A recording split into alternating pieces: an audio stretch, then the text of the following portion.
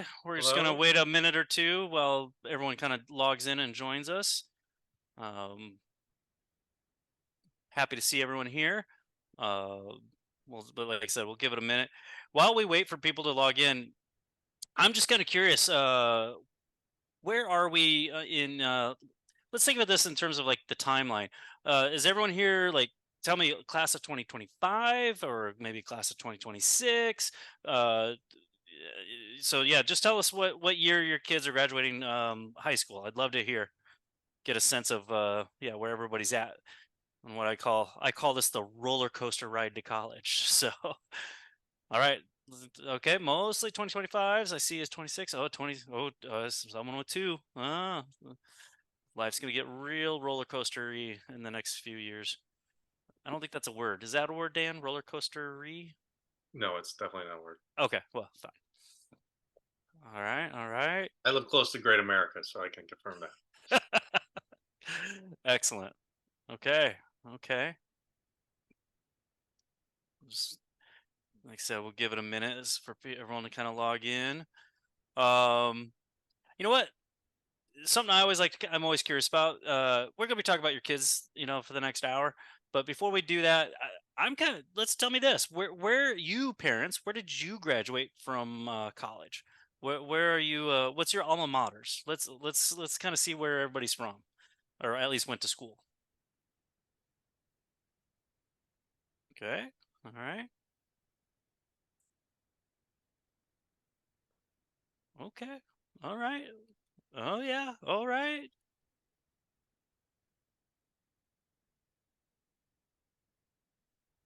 So we're getting a good range here. Yeah. No one with three, though. Remember last night we had a Oh, we did political have someone degree last night with chat. three. A little bit of a flex last night. Yeah. What they didn't tell us is that it was because they got kicked out. No, I'm kidding. 1 degree, three schools. Right. Hopefully the kids aren't on that track. Right. Yeah. That's expensive nowadays. Oh, wait. Oh, New flex from four. Kimberly. Well, we might have to have a talk about this Yeah. later. We're gonna audit the list. All right. Okay. So yeah, good list. Good list. Okay. Well, let's maybe go ahead and get started. If you are not familiar with us, we are representing College Aid Pro, and let me just go ahead and share my screen. And yeah, like I said, we're representing College Aid Pro, and tonight what we're trying to do is kind of give you a let's call it a broad brushstrokes of explaining kind of how financial aid works. That includes scholarships, and kind of where does that fit in the big picture on this journey, to college, if you will. And I would say the reason College Aid Pro even exists is because if you haven't heard in the news lately, college is expensive, and there's literally a nationwide crisis that's happening with college debt. Uh, Cumulatively, we're exceeding 1.7 trillion dollars. It's one of the largest debts held in our country, and so we are really trying to help you be a smarter shopper, a smarter consumer when it comes to college. And that's really, I want you to think of it that way. The analogy I use is, and I'm not too far off on this because the cost of college can, in some areas, can be as expensive as a home. If you were gonna go to the market and say we need a new house, it's time to buy a house or something, like would you drive to the nicest neighborhood, find that nicest house possible, knock on the door and say, "Hey, we would like to buy your house." And what's your price? And the owner's like, "Hmm, well, I'll sell it to you for such and such." And you say, "Cool, great." You sign the paperwork, and then jump in the car and say to your spouse, "Honey, how are we going to pay for that?" You wouldn't do that, right? But that's exactly what the majority of Americans do when it comes to college. So we're going to try to help you figure out how to not be average, not be normal. Let's be smarter shoppers. So with that said, I'm JP, and I got Dan here, and I'll let Dan say a little bit about how his background and share with you, and then I'll come back on. Sure. Thanks. I'm Dan. I'm in the Chicagoland area, and I've been working with parents since 2004, helping them figure out how they're going to pay for their kids' college education. So anything and everything related to working with mom and dad and helping them pay for this as efficiently as possible. Um, and I joined College Aid Pro about a year ago. Yeah, yeah. As for me, JP, and I, golly, 25 years ago or more, I was the director of financial aid at the University of Southern California, the West Coast USC, and and since then, I've been helping families kind of in a similar mission, been helping families, figure out how to, get to college, what's the right choice for them, but also, and very important to me, is how not to overpay, because I've met lots and lots of families, especially when I was in financial aid, who simply just way overpaid for college. And so, and somewhat similar to Dan, like we're kind of um, we came across College Aid Pro and found the mission that they're on, and in the software that they utilize is probably the best I've ever seen, and it's probably the best company I've ever associated myself with. So with that said, let's just kind of make sure we all are on the same starting page, if you will. Maybe if Dan has access to the chats, we'll put in the chat the link here to make sure we all going to the right place to set up your account. It is a free account. I do want to point out that I believe if you're a family who's from Newburyport or Hampshire, I believe your schools have been generous enough to purchase the premium account for you. So if you're a family from one of those schools, you should have a coupon code that will allow you to upgrade to the premium version for free. So check that out. If you don't have that coupon code, I think Dan could put in the chat maybe uh, the email, the support to our office, and we can make sure you got that coupon code. Um, the next point, just kind of for house rules, if you will, just would really appreciate if you have questions. We love questions, but if you have questions, can you put it in the Q&A and not the chat? And that's really just because the way Zoom works, I can get lost in the chats, to be perfectly honest. And the Q&A keeps everything organized and clean, and I know if we've answered a question, or if we've missed it. So just go ahead and just use the Q&A if you have any questions. Okay, so just let's pull back for a second again. Like I like to say, we're on this big journey, this roller coaster ride to college. And so I want to understand, like, big picture here, where are we, and kind of where do we help fit in? So I look at this way: is ultimately, you're hoping your child is going to find the right college for them, right? And that's a hard task because there are over 4,000 colleges in America. If you added in the community colleges and trade schools, it's over 7,000.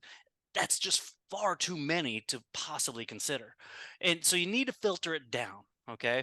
And the basic process that I like to think of, I've seen it just, described differently in different, schools, but the way I tend to think of it is like a funnel system. And the first thing is you narrow down the school choices based upon academic fit.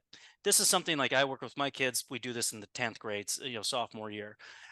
Then we start filtering it down the schools that made it through the academic fit. And an academic fit is the school offers the major they want to study. They're going to be with their academic peers, those kinds of things. But then the schools that make it through that academic fit, we now filter it based upon financial fit. And that just means, hey, we need to know what our budget is. And we need to know which schools are going to fit that budget, either because they have just an affordable sticker price, or because we're qualifying for financial aid to help bring the sticker price down to fit within our budget.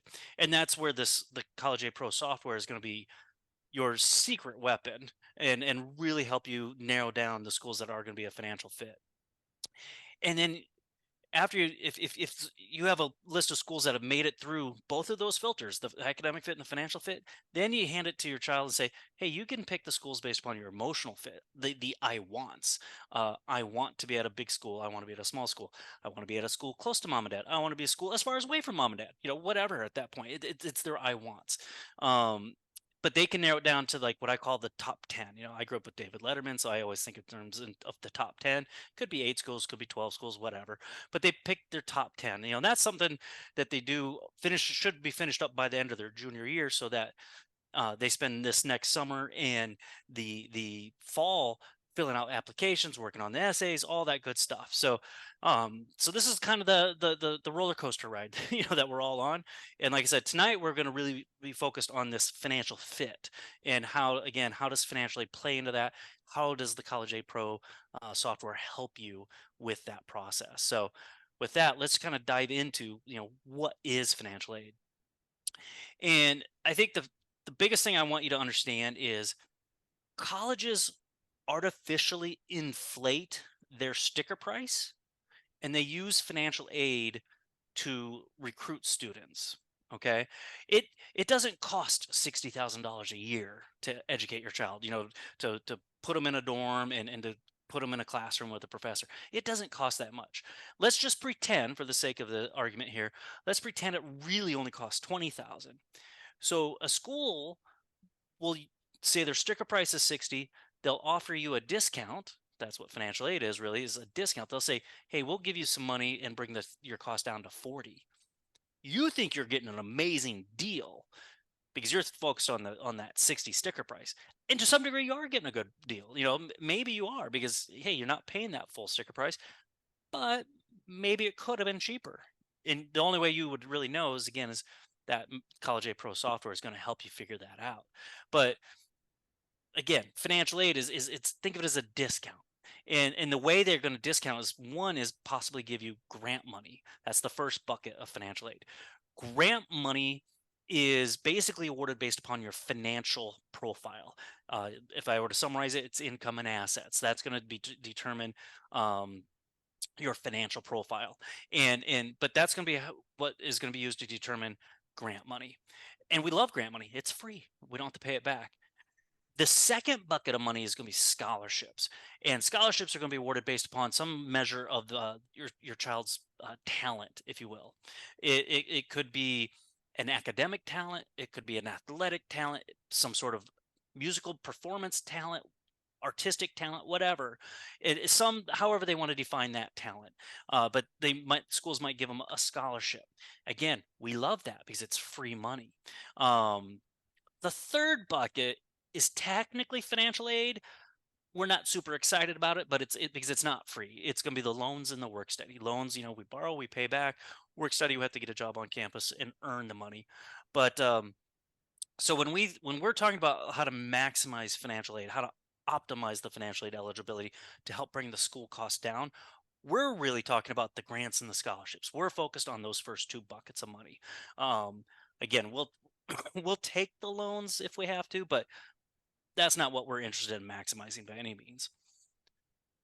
And as far as who gives out the financial aid, who's the source? Well, federal government accounts for about 45% of the financial aid awarded every year. About 35% comes from the schools themselves. Again, some schools offer scholarships, some offer grants, some offer both. About 9% comes from the state governments. And I know we have people all over the East Coast here, and I'm going to tell you, check your state's website. Look up your state's Department of Ed or something like that. Some states offer loans. Some states offer scholarships or grants. Some states offer tuition waivers. I it can vary from state to state. So just I would encourage you to check your state.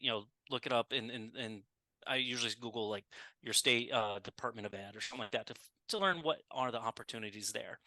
And then that last 11% is going to come from private resources, meaning private scholarships or private loans. Now, I want to dive in and nerd out a little bit with you on this, what I'm going to call the fundamental formula to financial aid. This is probably the most important formula that you need to learn, and it's going to probably the most important formula that dictates the actual cost of college for you. So I want to underscore, this is a very important formula. And at face value, I hope it seems like it's a simple formula. It's a basic algebra equation here, right? We start with the school's cost of attendance, the sticker price. We're talking tuition, room and board, all the direct fees that they will charge you. Plus, they throw in some incidentals like books or travel, laundry money, whatever. There's going to be a little bit of incidentals in there, but altogether, the school determines their cost of attendance. Then we subtract from that what we call a student aid index. Now, parents, if you went to college in the 2000s, well, even late 90s, 2000s, or whatever, we called it then the estimated family contribution, EFC. It's just been renamed to student aid index. But that is going to again be comprised of, if I get more specific, it's comprised of four things: your student's income, your student's assets, parents' income, and parent assets. Those four things are going to go in and determine a student aid index. And you're going to fill out some financial aid forms to report all of that information, and they're going to calculate your, let's call it, your financial strength, your financial, I'll use air quotes, ability to pay.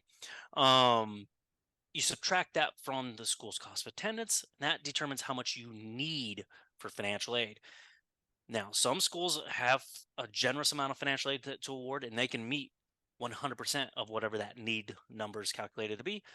Other schools don't necessarily have a lot of financial aid, and they might say, yeah, you need a certain dollar amount, but we just don't have it, and so they might short you. They might gap it because they just don't have the funds to give. Every school's different.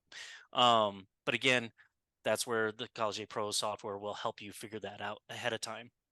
The thing I want to impress upon is this: what seems like a simple formula is actually relatively complex, though.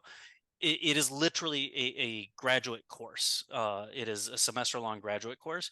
If I were to print out the formulas just for that student aid index, it's 49 pages long, right?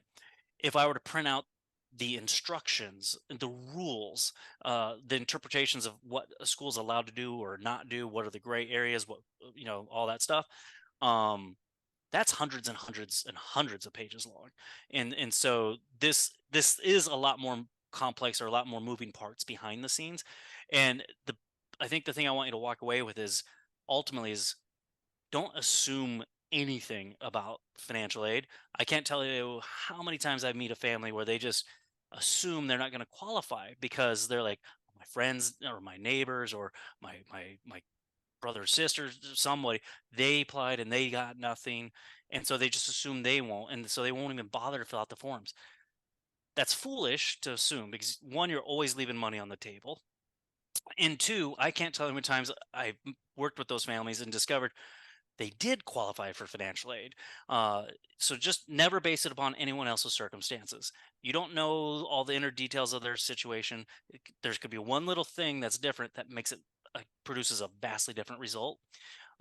Chances are they filled out the forms wrong anyway. 3 out of 4 families usually make some mistake on the forms. So um, our advice is always going to be, apply for financial aid. Take the time and always apply, because you just don't know ahead. You never know ahead of time. Don't, again, don't make assumptions. Now, I want to dive in just a little bit more on the SAI itself. The I said earlier, it's basically comprised of assets and income, right? So when we're talking about assets, the thing I want you to know is, it's when you're filling out the forms, it's going to be, what is the value of your assets the day you are filing. Okay. The other thing to know is that the ownership of that asset is very important. Student owned assets are assessed at a much higher rate. They're assessed at about 20 to 25% when calculating, the SAI.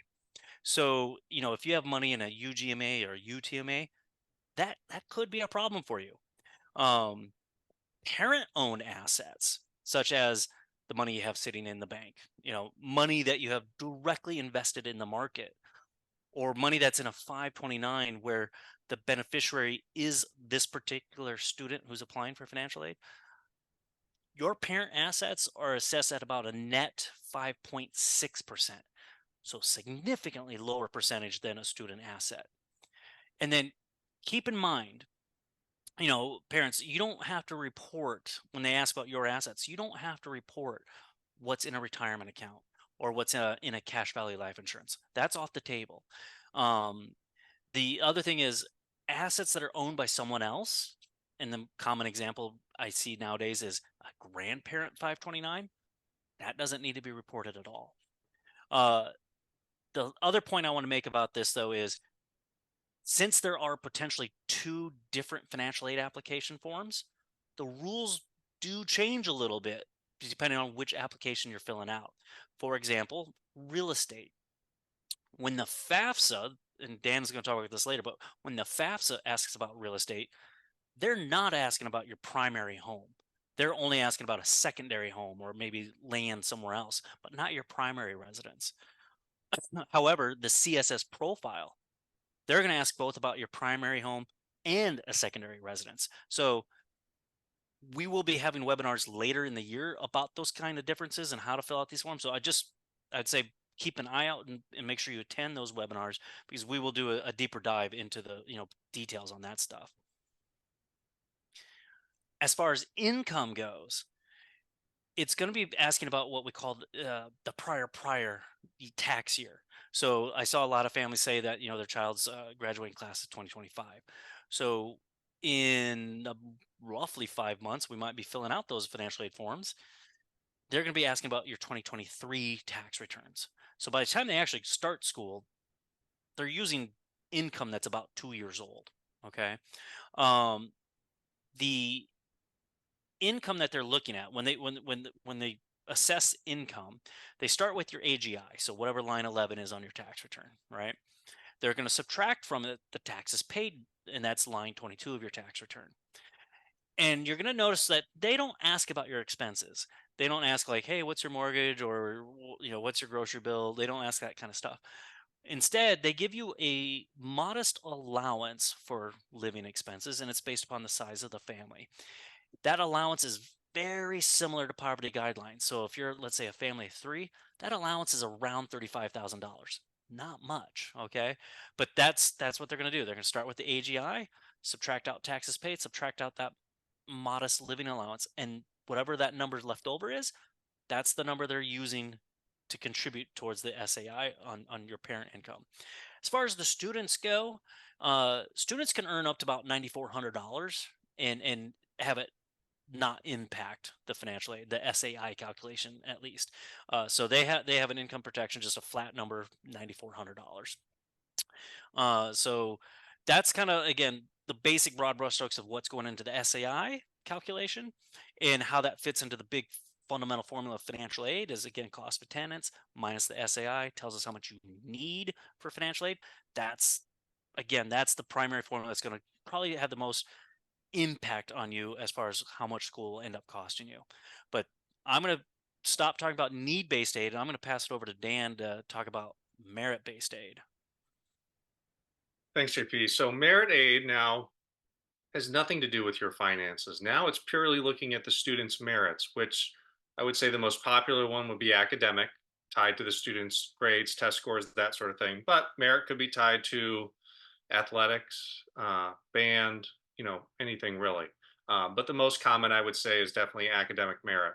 But one key thing to remember when we're talking about academic merit scholarships, unlike the grants that you have to renew annually through the FAFSA, if you get a merit scholarship, typically it's going to be fixed for the 4 years. Usually the school will have a minimum GPA requirement, but you can basically set your watch to the fact that you're going to get that money every year. Um, and the other thing is, um, if you're saying, hey, I'm not going to fill out these forms, I don't think I'm going to qualify for grants, there are some schools that require you complete both the FAFSA and the profile to be eligible for their merit scholarships. So just another reason why we're huge proponents of everyone completing these financial aid forms. And unfortunately, there's some schools out there that don't give merit scholarships to anyone. The Ivy League, I would say, schools are the most popular. It doesn't matter what your GPA or test score is. If your kid's applying to Penn or Harvard, there's no merit scholarships to be had there. The only money those schools are offering is going to be in the form of need-based grants. Now, I'm going to share my screen, do a quick little tutorial of the MyCap software. So hopefully if you've completed your accounts, this will give you a good idea of kind of how this all works and how you can fit this into your plan when you're trying to figure out where your kids are going to apply for school.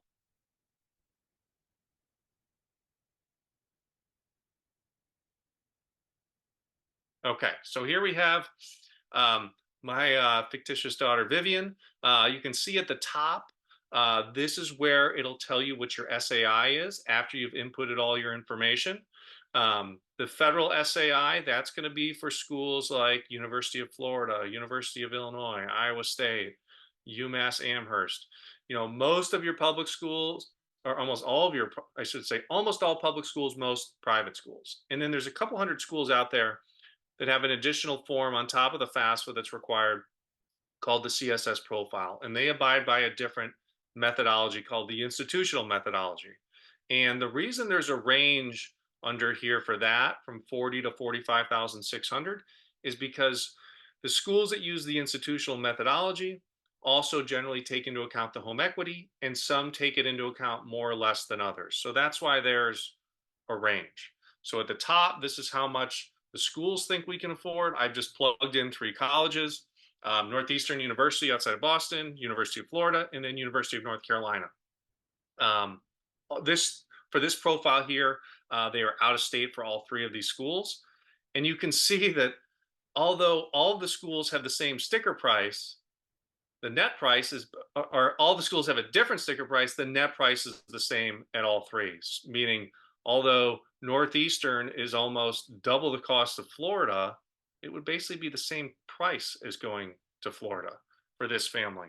And when you plug in the schools, if you click on more info, it will give you the details behind how it's coming up with this number. Or in this case, the cost of attendance at Northeastern is 87,000, and this family should expect a $40,000 grant from Northeastern. Um, Hey in Dan, addition, can you go real quick back to that screen? Because it's in the chat, but I did oh, catch it. Can you scroll down because there's a question that I think the question's along the lines of, hey, do you know if this is a school that uses a FAFSA or a CSS? Can you just use that little caret there on the financial aid, and that'll show. So you can see here where it says SAI basis. In this case, it says institutional. So that's how you know this school uses. Every school uses the FAFSA, but this school, in addition, uses the CSS profile. right. And if we go to, like, if we go back to Florida and do the same thing, should say federal, Correct. federal. Okay. Um, and then when you can also search for schools. So if you're trying to figure out, hey, I'm trying to look for other schools, maybe, let's say, for example, Vivian's looking for schools that have a biology program. They're ranked colleges. They're 4-year schools. Um, they are within 200 miles of where I live, and they're going to offer a scholarship. So obviously you can filter it however you want, and then you're going to get all of the schools populate, and then you can kind of search even more schools from there. And again, when you're going through these searches, it's not only estimating the need-based grants, but it's also doing the academic merit scholarships. So if you don't qualify for need, this is still going to be helpful for you to identify schools that are going to potentially provide an academic merit scholarship to your student. And like anything else, the more accurate you put your information in the profile, the more accurate the results you're going to get back from College Aid Pro are going to be. Okay, JP, I always forget how to do this. How do you get me back, buddy? What do I do? Stop share? Oh, perfect. Okay, here we go. So what if I don't qualify for grants or scholarships? Obviously, if you don't qualify for need and your student cannot find an academic merit scholarship, we could look at schools based simply on their sticker price, or you could go the junior college route. Maybe you're going 2 years at a junior college or a pathway program that then leads you into the 4-year institution as a way to save money. Other avenues you could look at is honors colleges. Typically, those are not only going to offer like preferred classes, that sort of thing, but there could also be additional scholarship money that those schools offer for their honors programs. And usually, I would say that's typically it can be at both private and public, but mostly I would say you'll find the honors programs at your public universities.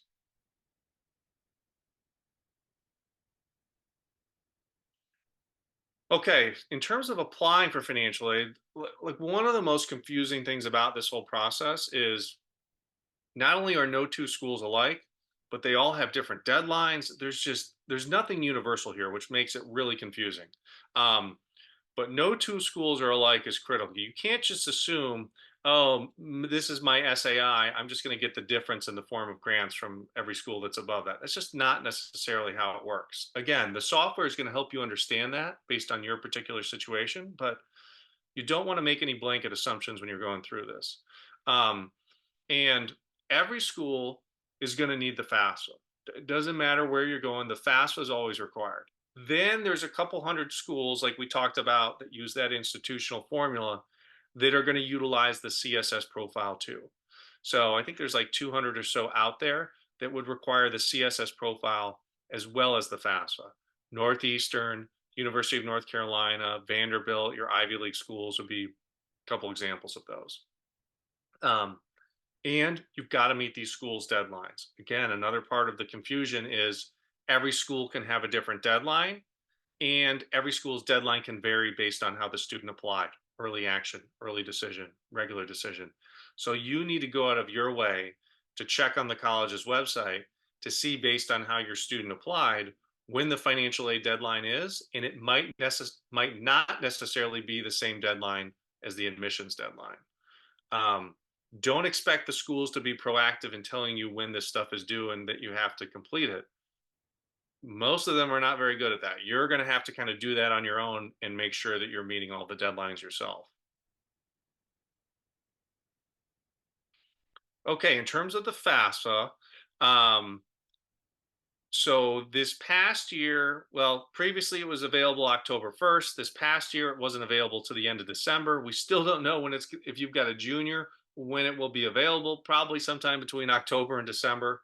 Um, and like JP talked about, when you're filling that thing out in the fall or the winter, it's going to be using the prior tax year. So if you've got a junior who graduates in 25 and you're filling this out this October, November, it's going to be based off your 2023 income and then your assets as of the day you fill out the form. Um, if the parents are divorced, let's say, for example, mom and dad are divorced and the mother is the one who's providing a majority of the student's financial support. If that's the case, mom is the one who's going to complete the FAFSA form. She is not going to report anything about the father or her ex-husband on that FAFSA outside of any child support or alimony he might provide. But other than that, his info is not going anywhere on that FAFSA form. And one key thing to remember is, for the FAFSA, the parent that they want completing this is the one who provides a majority of the financial support, which may not necessarily be the parent who makes more money. Um, Now, if in that example, let's say mom is remarried, then mom is going to have to include the stepdad's information on the FAFSA. So now the ex-husband or the biological father is not included. It's mom and her husband, or mom and stepdad, that would be included. So it also depends on if the parent is then remarried. Um, and then in order to submit the FAFSA, both the parent and the student will have to create their own FSA ID. So you'll need to create these accounts before you can even submit the FAFSA. And each person has their own individual account. So if you're setting the FSA ID up for your student, it's going to be attached to their name, their date of birth, their social, their phone, their email. And then yours is not attached to theirs. It's a completely separate account using your name, your social, your date of birth, and so on and so forth. And those will have to pass or be verified through the Social Security Administration before they're active. So just be prepared that it will take like 2 to 3 days after creating the account before you can actually use it.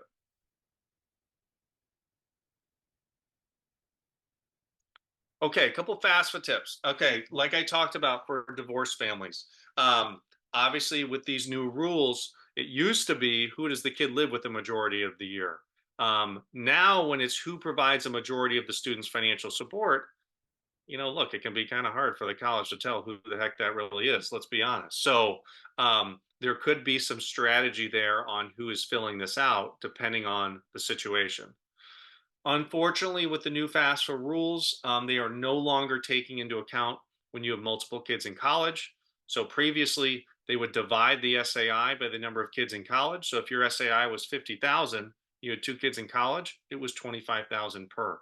They're not doing that anymore starting with the 24-25 school year. But most schools who use the institutional formula and require the CSS profile are still giving families the benefit of the doubt and dividing that SAI when they have multiple kids in college.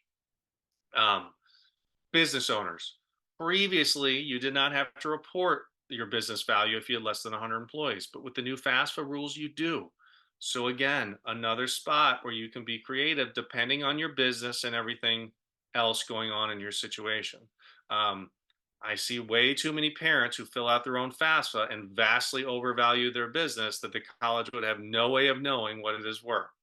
So, again, depending on your situation, that could be an avenue where we could get strategic. And then low income families, that's who all these new rule changes are designed to benefit, is making more federal or state aid available to the low income families.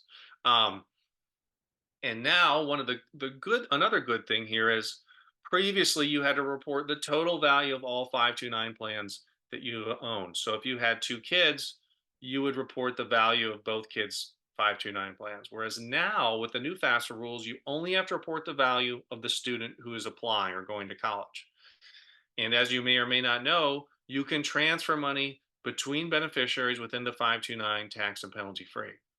And as we talked about, you don't have to report the value of that account until you apply for financial aid in a few months. So there's nothing precluding you from moving money within the student who's going to college or the junior into the younger siblings 529 before you submit the FAFSA, which could potentially reduce the SAI.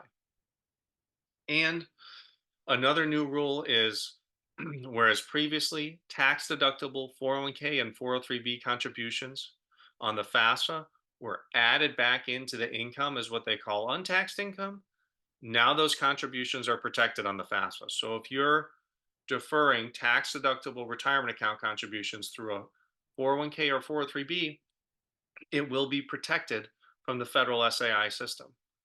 But key caveat here is the schools that require the CSS profile who use the institutional methodology, they are still going to look at your 401k and 403b contributions and they are going to add it back as untaxed income. So if you're trying to utilize that strategy, it may work for some of the schools on your list, but not all, depending on where your student is applying.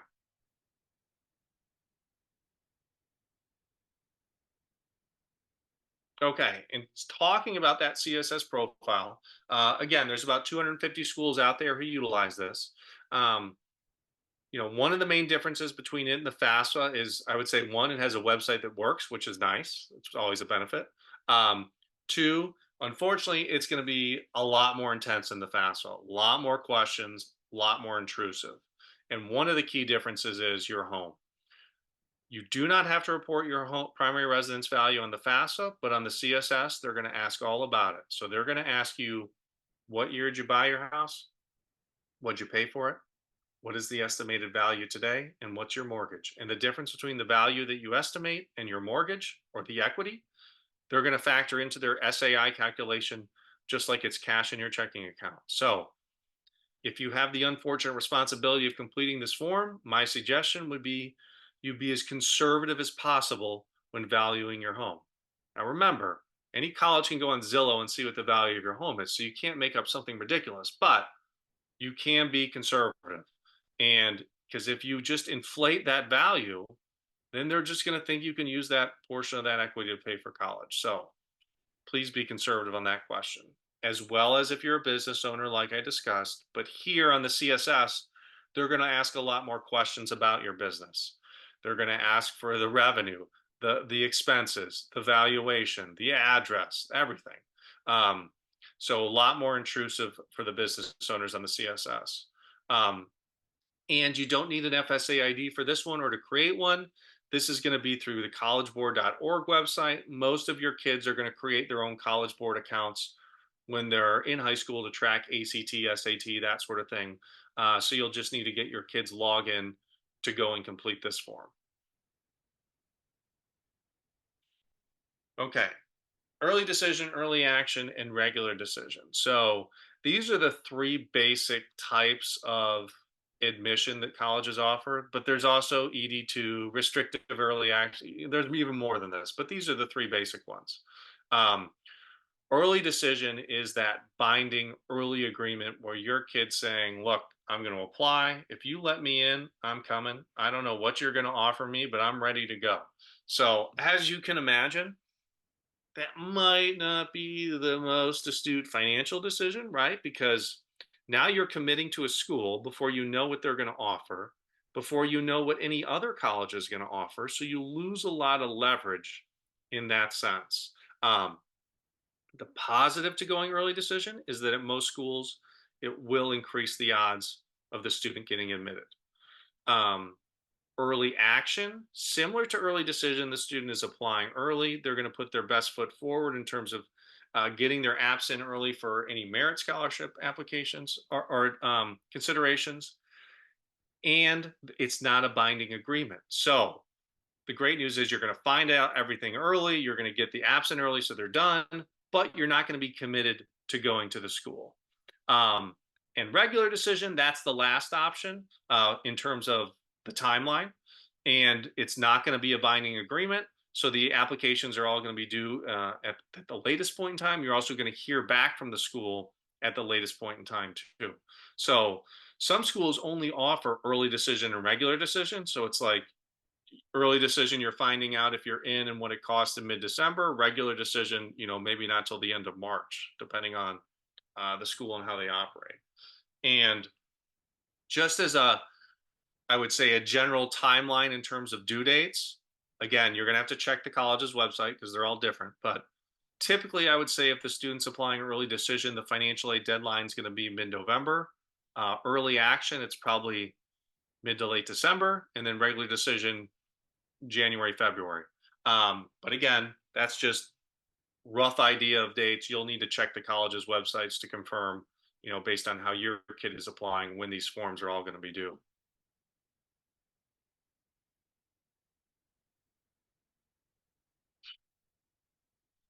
Okay, appeals. This is what if the seniors might have been doing here for the past couple weeks. So after you've applied for financial aid, after you've received the offers in the winter and spring, now is typically when people are able to appeal to the college. And there's a number of ways that you can go about that. I think the most common or straightforward would be you have a change in financial circumstances. Now remember, you might be filling out the FAFSA in October with income you earned in 2023, and you may find out from the college what you're getting for financial aid in April, which is now 2.5 years after that tax return's been filed. So a lot can happen during that time frame.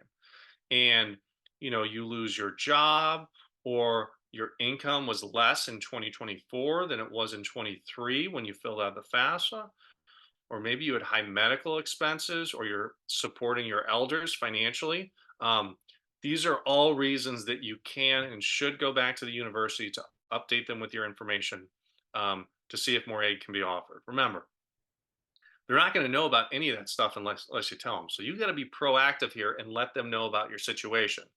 Um, but maybe your kid gets into a number of schools and nothing has changed, and you just have a bunch of different offers from a bunch of different schools, and they're all different price tags. And obviously your kid's going to want to go to the school that's the most expensive. That's how it always works. I can guarantee it. So now you're going to be appealing to that school, saying, "Look, what's going on? We've got these other offers.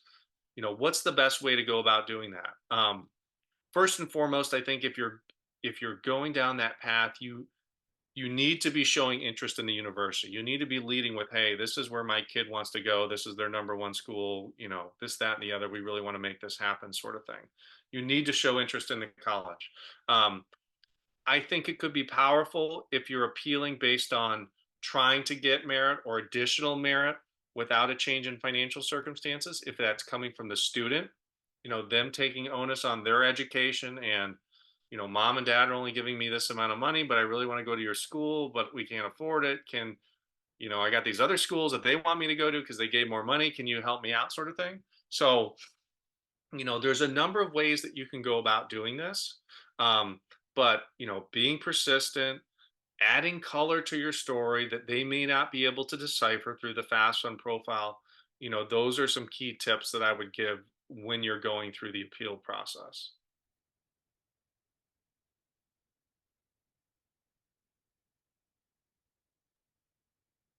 Okay. Just and can I just add that appeals page? I mean, we're not by any means we're scratching the surface about the appeal stuff. Like again, that'll be one of those. We'll have another webinar later in the year. We'll spend a significant amount of time kind of walking you through scenarios and suggestions and such. So again, keep an eye out for those upcoming webinars on that. But Dan, why did all the questions come in while you talked? So I did put something in the chat. I was like, "Hey, I don't want to answer any questions while JP's talking," and I told everyone flood them with questions while I'm talking because I'm a pecker. I can't type. I appreciate that. But great stuff as always. Thank you. So there's this saying that knowledge is power. It's not. It's not at all. Applied knowledge is power. So I want to encourage you to keep the ball rolling. Don't take the information that you learned tonight in this again big overview of how financial aid works. Don't take all of this and just put it to the side and say oh that was nice and go back to your busy life. That's the easy thing to do. What I'm going to encourage you to do is utilize the MyCap software, put it into action. Okay. Plug in your numbers, start seeing some results. If you have questions, concerns, more follow up, you think, dang, I need some help, we can help, right? There's going to be a way to do it. And let me just stop share for a second. And I'm going to put in the chat here. This came out, and you might have read this, you might have seen this, but this came out last week. A New York Times article um, that gave a very accurate picture of the college landscape is right now in terms of admissions and financial aid. And this former senior advisor to the department, to the Department of Ed, basically his summary was, you all need to understand colleges are paying consultants, they're paying professionals to help them lure you and your child into their college and to get you to pay the most amount of money possible. They're hiring professionals to help them. They are playing chess while most families are playing checkers. So, my analogy back to this is the software, the College Aid software, College Aid Pro software is going to help you level this playing field. Okay. It's that's what it's going to do. And if you, again, depending on your situation, if you got questions, if you think you just want to make sure, hey, are we doing everything to get the most amount of financial aid? I put a link there at the bottom where you can book a free consult, 15 minutes, whatever, with Dan and I, and we can walk through, look at your situation. Got to do, we call it like the financial aid checkup, and just kind of like, hey, here's the things we should be looking at. Boom, boom, boom, boom, and um, point in the right direction. Okay. Uh, thoughts, Dan? Anything else I'm not remembering? Yeah. One, obviously, if anybody has any other questions here before we got to sign off, feel free to pump them into the Q&A and we'll answer those. And, I would say, especially if you have a junior, now is the time that you should be scheduling this free consult with us because we can pretty well tell you what you're faced with. All the information is kind of known at this point, at least in terms of tax return, income, GPA, test score. Now it's a question of putting it all together, understanding what you're faced with, showing you what these schools your kid is looking at applying to here in a few months are going to cost. And then if those numbers aren't looking affordable, you need to know that now so we can pivot and look at other schools or potentially implement strategies that could increase the offers from the schools your kid is targeting. So I know it seems far away, but the reality is in a couple months they're going to have to be applying, and we need to get this stuff sorted out sooner rather than later if we're going to be efficient and try and get the best deal possible. Yeah, I mean, good point. Because again, I think everyone we just naturally underestimate the timeline. Again, as I was kind of saying in the beginning, that how I filter schools down and how I approach it, that running that academic filter is something I do in sophomore year, and I start already doing the financial fit stuff sophomore year, starting to build a budget. Junior year, definitely we're at that. This is the stage where we can do the financial fit and have it nailed down, and then let the student kind of narrow those schools down based on the emotional fit. Because basically this summer and the first couple months of the fall semester is them they should be working on their college essays, they should be working on any admission strategy and getting those applications ready to go. They like and I tell my kids, be ready to submit early action, maybe early decision for one school if we know it's a good financial fit. But there's a lot of work to be done in the next 5 months. So, especially if you're class of 2025, like you're at the 11th, uh, past the 11th hour. So I would jump on this quick. Good points. We got just a couple other questions that came in. So, do you help with filling out the forms if we are only concerned about merit? Yes, we complete the FAFSA and CSS profile forms for our clients, whether they're concerned about merit or not. We do it for everyone. So, if you don't want to have anything to do with those forms, we can definitely take care of that for you. And then another question asked was, is filling out FAFSA forms dependent upon parent providing his financial information? That answer is yes. When you log into the FAFSA, it is going to automatically import your tax return information from the IRS into the FAFSA form, and you have to provide consent for that. So, to answer your question simply, yes, they will have to input financial information into the FAFSA for it to be accepted, so to speak. But Yeah, good again, questions. if you hold a meeting with us, we'll be able to tell you exactly, okay, based on your situation, here's what you're looking at. This is the amount of money I would expect your kid to receive from these specific schools based on your situation. And ideally, we will point you in the direction of other schools that are going to be better deals. And then you can decide from there if they're worth entertaining or not. Yeah, I think that's an important point. Is I lots of times I'll have parents who are like, "Oh, we're looking at these schools, or we're interested in these schools for these particular majors, or et cetera, et cetera." And admittedly, they're just it's going to become a negative ROI or a negative ROE, return on education. Like just financially, it goes backwards to send them to that school. Whereas then we can be like, well, let's find the other schools, the other alternative schools that still offer that major, have all the things that they want, and we have a much better chance of having a positive ROI on this whole experience. And that's something I'll share with you. Is I'm gonna pierce behind the veil. When I was a director of financial aid, when I would have to go all the admissions recruiting events, the tagline that I was always trained to say is, don't think of college as an expense, think of it as an investment in your child's future. And that was basically to lure the parents to say, yeah, sign up for loans. That was the role. Unfortunately, that's the role of financial aid, right? The when it so I had to say that in the public facing recruiting events. You may have heard that if you've gone to any of these schools, colleges recruiting events, align along that line, in that vein. Here's what I would say to the parents in secret in my office is, yes, I want you to think of this as an investment, and like all investments, they can go south. And so I'm telling you, don't come here because it's going to cost way too much. And admittedly, most families didn't listen to me. They ignored me. I've been in touch with them for the last 20 years. Facebook and LinkedIn make that possible. And I can tell you that a handful of kids that I have distinct memories of saying, please don't come here.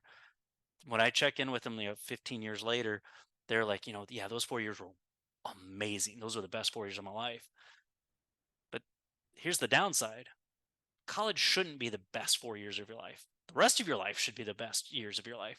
The They would share with me that since graduating college with all that debt, they're like, couldn't afford anything. I had to move back home with mom and dad, or mom and dad had to pay for my rent. I lived off of ramen noodles past college. Um, I'm still paying back my debt.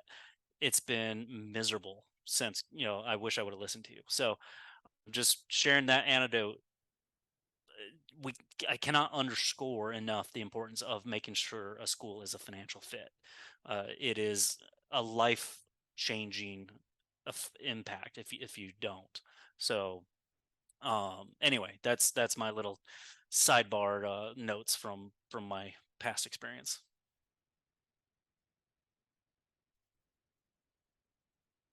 Oh, someone says, "Hey, let's put in the chat again the link to the College A Pro."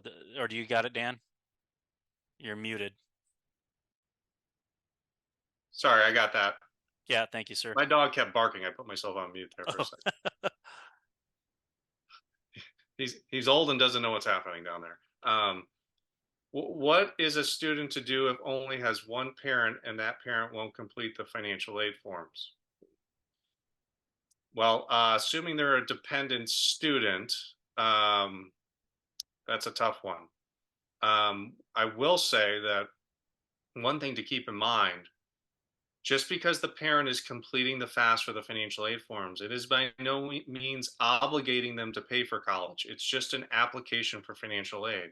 So don't think that because a parent, or if it's a divorced parent, one of the two parents completes the FAFSA, it's not like they're going to be on the hook to pay for college. Someone will have to obviously pay whatever that cost is, or the school is not going to let them continue to, or her continue to go there. But JP, do you have any ideas on what they can do if the parent is refusing um, to submit the forms? that's usually when I have a very harsh call with the parent and basically tell them I call them a bunch of names. But no, it's a tough situation. If your parent's not willing to at least provide the basic information, as Dan said, it's not obligating them to actually pay. But um, if they're not even willing to fill out a form with you, chances are you won't be allowed to receive any financial aid other than the basic unsubsidized direct loan, which isn't going to be enough to pay for school. Um, so there are Well, if they don't fill out a potential different FAFSA, they can't scenarios. get any loans. They can do the they can do an unsubsidized direct loan without a parent. Right, Um, but that's it. that's it. That would be absolutely it. And that's not going to be enough to pay for And school. that's a new rule, I believe, with the 24-25 version, correct? Previously, I don't even Um, think you can do that. But but the again, we don't know specifics. There could be there maybe this is a scenario where they could try to become independent, which is a very strict definition, yeah. and that's not for this webinar, um, but yeah, that would be a maybe a book a consultation. But I think otherwise we got all the questions, unless anything comes in at the last minute here. But if not, I'm just going to say thank you so much. I hope this was helpful. Uh, did anyone learn anything new today? Uh, Give us a little thumbs up if you learned something new. I appreciate that, and honestly, look forward to hearing from you guys, seeing you guys at the next little webinar. And yeah, don't hesitate to ask questions. Book a meeting with Dan and I, and use the software. Again, knowledge is not power. Applied knowledge is power. So, all right. Thank you guys. Have a great evening.